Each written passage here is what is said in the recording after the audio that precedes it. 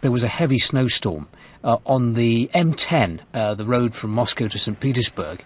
And as a result of that, thousands of vehicles, lots of lorries, got stuck. And the jam got longer and longer and stretched eventually 120 miles.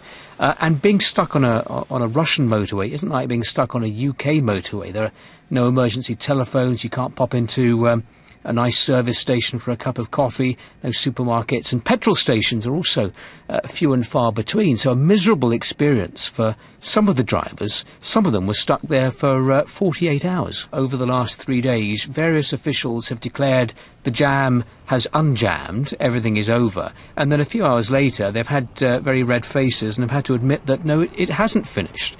We had the same situation this morning when Russian police said that the traffic was moving again after 3 days, but this evening the Russian news agency RIA is already reporting drivers are complaining the jam is getting bigger again.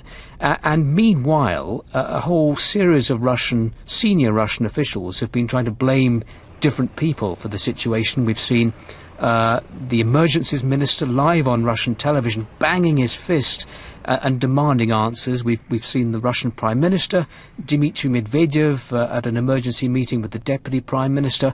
All these officials trying to work out how to get the traffic moving again.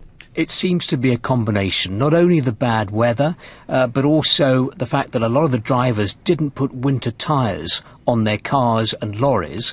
Also the fact that the road services were not prepared for the bad weather. There have been snow ploughs there to try to clear away the snow, but they appear to have made matters worse by blocking the roads even further. So it's a whole combination of factors which have caused this massive jam. And as I say, things appear to be continuing. Usually when there's snow in Russia, life carries on.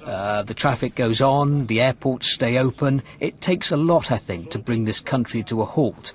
But Russian television tonight is saying this is the longest traffic jam they've ever heard of in this country, and certainly from the drivers they've been interviewing along the road, there's a lot of anger there too.